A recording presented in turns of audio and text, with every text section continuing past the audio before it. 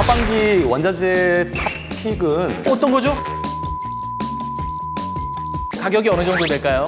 $70, $75. 4달러쯤 합시다.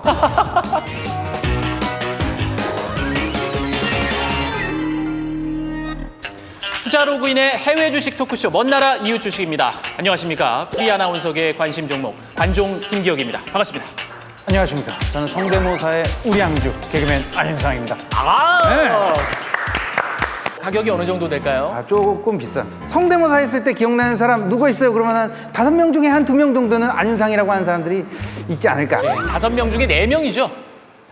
그렇게 해주면 좋고. 많은 분들이 또 안윤상님 덕분에 출연을 하고 계시니까요. 네. 예. 저를 섭외하시면은요 많은 분들의 출연 효과 누릴 수 있어요. 근데 오늘 오실 분은 보험계통으로 말하자면 보험왕. 전국 1위. 뭐 이런 아, 느낌. 그런 예. 거 그런 느낌. 모셔보겠습니다. 어서 오세요. 반갑습니다. 굉장히 편해 복장이. 여기 오신 분들 다 정장 빼고 와갖고 예 반갑습니다. 이러면 땀 쫙쫙 흘리는데 예. 벌써 아우 표정 봐봐요. 여유가 있어요. 그냥 이때까지 소개하셨던 분들이 다들 뭐 연구원, 수석연구원 예. 뭐 이런 식으로 소개를 하셨을 텐데 저는 명함상으로는 연구위원. 위원. 위자가 들어갔어요. 위원. 위에 있다는 거죠. 이거 딱 사진을 보내왔어. 딱 이렇게 나봐. 형은 저런 프로필 없었거든요. 1위니까 그러니까요. 눈치 볼 게 없지 내가 1인데. 내가 막너 수장하고 사장하고 막 다 했어. 이런 거 잘하는데? 잘하는데? 좋죠. 안녕하세요. 저는 NH투자증권에서 대체 투자, 그중에서도 원자재 분석을 담당하고 있는 황병진이라고 합니다. 펭수 씨. 펭수입니다. 반가워요. 황병진 연구위원님 반갑습니다. 자, 근데 해외 주식 소개하는 콘텐츠거든요. 근데 원자재가 무슨 상관이에요? 이게 주식이랑 무슨 상관이야? 라고 생각하실 수도 있는데 주식시장에 상당히 좀 많은 영향을 미치고 있고요. 글로벌 경기의 사실상 현 상황 자체를 가늠하는 가장 중요한 지표다라고 좀 보시면 될 것 같아요. 원자재는 뭐예요? 사전적인 의미부터 말씀을 드리면 네. 공업의 원료로 사용되는 자재라고 합니다. 원자재는 크게 4가지 섹터로 나눠 보실 수가 있겠습니다. 가장 큰 섹터는 저희가 원유라든가 가스라든가 석탄, 에너지 섹터가 있고요. 두 번째로는 금 아니면 은과 같은 귀금속 섹터가 있고, 세 번째로는 산업금속, 산업에 사용되는 금속들이라고 해서 구리, 알루미늄, 니켈 이런 자산들이 있습니다. 그리고 마지막으로 농산물, 다들 옥수수, 콩, 밀과 같은 농산물 섹터까지 크게 4가지 섹터로 나누신다. 원자재에 투자하려면 어떤 주식을 사야 되는 거야? 저기에 투자하고 싶으면 S5에 사면 되나? 의리로 제대로 알려줘! 먼저 원자재 가격에 직접 투자할 수 있는 방식이 있어요. 그거는 저희가 ETF 중에서도 원유 ETF라든가 아니면 구리 ETF 아니면 금 ETF 아니면 이런 상품 말고 원자재를 생산하는 기업이라든가 아니면 원자재 관련 기업들에 투자하는 ETF들 아니면 원자재 관련 기업들 개별 주식에도 사실상 투자하실 수도 있겠죠. 예, 알겠습니다. 오늘 자세히 파헤쳐 보도록 하겠습니다. 1위 연구위원과 함께요. 안녕하십니까, 박영진입니다. 최근에 석유값이 계속 이거 오른다는 뉴스를 접했는데 이거 요즘 그럼 석유값 오르면 소는 누가 키웠어? 저도 비슷한 뉴스를 들었습니다, 박영진 씨. 시멘트, 이 철근 등 원자재 값이 이제 오르면서 공사를 중단할 위기라고 하더라고요. WTI 원유 가격이 배럴당 $70 이상까지 넘을 정도로 지금 연초 대비 이미 50% 이상 상승해 있는 상황이고요. 실제로 원자재 시장 지난해 하반기부터 시작을 해서 올해 상반기까지 상당히 가파르게 올라왔습니다. 전년 동기간 대비 지금 현재 수익률을 보자면 원자재 시장은 2배 아니면 3배 가까이 오른 종목들도 상당히 많다. 이거 빼고 다 오르고 있어 이거. 아이고 등골 브레이킹 당하고 있다 이 말이야. 아니 거시국 때문에 살기가 이렇게 빡빡한데 물가가 이렇게 오르는 이유가 뭔지 빨리 설명해봐 이거. 대부분의 자산들을 좀 대표하는 가장 중요한 자산이라고 하면 원유 가격을 드실 수가 있겠습니다. 저희가 입고 있는 옷이라든가 아니면 여기 있는 의자라든가 테이블들 전반적으로 다들 원유에서 파생돼서 나온 상품들이라고 보면 이 원유 가격이 오르는 현상들 자체가 지속이 되게 되면 결국 물가가 전년 동기간 대비 가파르게 오를 수밖에 없는 현상들이 나타나게 되겠죠. 그리고 특히 지난해 같은 경우에 사상 처음 WTI 가격이 마이너스를 기록을 했습니다. 그럼 뭐야? 돈을 주고 팔아야 되는 거예요? 네, 그 정도로 빠졌던 유가가 지금은 배럴당 70달러, 75달러. 4달러쯤 합시다. 주식은 또 이제 이슈를 선반영한다고 저희가 배웠잖아요. 경기가 이제 조금 회복되면서 원자재 수요도 늘어나니까 원자재 값이 오른 거 아닌가. 지난 시간에 배웠던 내용이 하나 퍼뜩 떠올라 이게. 어떤 거죠? 지난 6월에 바이든 정부가 대규모 인프라 투자 정책을 발표하지 않았어 이거? 그렇죠. 똑똑하지?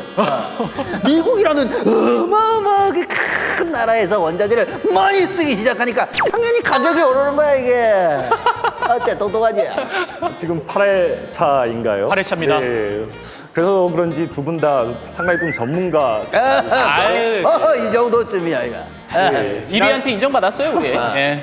그럼. 하지만 원자재 투자할 때 저희가 가장 좀 중요하게 영향을 미치는 거는 좀 달러화 가치라고 보시면 될 것 같아요. 결국은 지난해 코로나19 여파 때문에 미국의 중앙은행이라고 하는 연방준비제도 이사회가 달러화를 막 찍어서 시장에 풀다 보니까 달러화 가치가 상당히 많이 급락을 했었죠. 네. 그래서 달러화 가치가 급락을 하게 되면 달러화로 표시되는 원자재 가격 같은 경우에는 가만히 있어도 평가 절상이 되게 돼서 원자재 가격은 올라가는 경향이 있고요. 농산물 같은 경우에는 아마 지난해 여름쯤에 중국 남부 지역에 대홍수가 발생을 해서 뭐 댐이 무너진다 예. 이런 이야기도 상당히 많이 나왔었는데 라니냐가 발생해버리면서 북미 지역이라든가 남미 지역에서는 가뭄이 와버리고 오히려 아시아 쪽에서는 홍수가 나버리다 보니까 농산물 작황이 다 망가져버려서 농산물 가격도 상당히 가파르게 올라가고 있는 영향들이 나타나고 있죠. 그래서 원자재 가격이 오르면은 내 주식에 좋다는 거예요? 나쁘다는 거예요? 가치주를 봐야 된다라고 하는 그런 투자 전략들이 상당히 많이 나올 거예요. 대표적인 가치주들이 철강,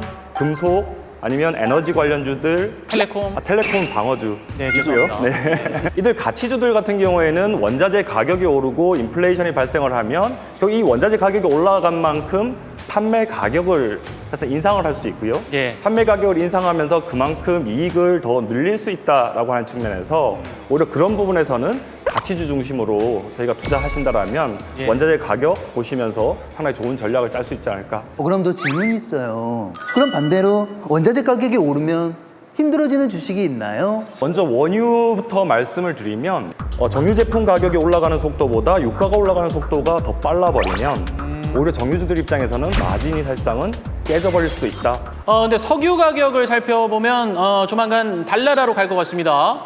왜 석유만 상승세가 계속되는 거죠? 원유 같은 경우에는 6월에서 8월이 연중 최대 성수기라고 일단 보시면 될 것 같습니다. 미국이라든가 선진국 같은 경우에는 차 몰고 밖으로 이렇게 여행하는 수요가 상당히 많아지다 보니까 네. 6월에서 8월로 들어오면서 이 수요에 대한 낙관율이 상당히 좀 높아졌고요. 거기다가 지난해 11월부터는 미국을 중심으로 해서 백신 맞는 속도 자체가 빨라지다 보니까 원유의 수요가 이제는 코로나19의 여파를 벗어나서 정상화될 거야라고 하는 기대감 자체가 유가를 상당히 빠른 속도로 끌어올렸다라고 보시면 될 것 같습니다. 석유 관련주에 투자를 하는 게 지금 좋을까요? 저희 NH투자증권에서는 유가는 65달러 이상에서 오래 지속이 되면 지속될수록 사실상은 경기에는 좋지 않다라고 좀 보고 있습니다. 지금 현재 단기적으로는 75달러까지 올라오면서 오버슈팅을 하고 있긴 하지만 저희는 여기서 추격 매수하기보다는 상당히 좀 중립적인 관점으로 원유는 좀 봐야 된다. 그러면 금이나 은 이런 건 어때? 응? 부자들은 금고에다가 의리 없이 자기들 다 이렇게 자기들만 쌓아놓고 있어. 의리가 없어. 나눠줘야지. 나도 이렇게 쌓아서 뭐 할 거야? 금 같은 경우에는 저희가 2018년 말부터 이미 강세 사이클로 들어왔고 2021년 상반기까지 강세를 지속해 왔다라고 보면 예. 약세 사이클로 들어가는 것도 여타 원자재 자산들보다는 좀 더 빨리 들어갈 수 있고요. 인플레이션에 대한 기대도 이제부터는 꺾을 수 있기 때문에 장기적으로 이제는 투자 매력이 없는 자산이다. 지난 1년간 구리 가격이 57% 올랐습니다. 전기차 생산이 늘어나면서 구리값도 꾸준히 올라갈까요? 구리! 구리. 의리가 아니고 구리! 구리! 구리라든가 니켈 아니면 히토류, 리튬, 코발트 같은 산업용 금속 같은 경우에는 단기적으로 조정이 나온다라면 언제든지 더 많이 사자. 장기적인 관점에서는 전기차, 태양광, 풍력, 거기다가 전력을 모으는 전력 집전체라고 하는 ESS와 같은 산업들이 저희가 4차 산업혁명을 이끌어가는 주요 산업이라고 보는데 이 산업들에 공통적으로 들어가는 원자재가 뭐냐라고 하면 구리라고 보시면 될 것 같아요. 구리는 결국은 장기적으로 전기화 아니면 그린 경제 자체가 전개가 되게 되면 싸질 때마다 계속 사도 사실상 괜찮다. 주식시장에서는 구리지 않다. 네.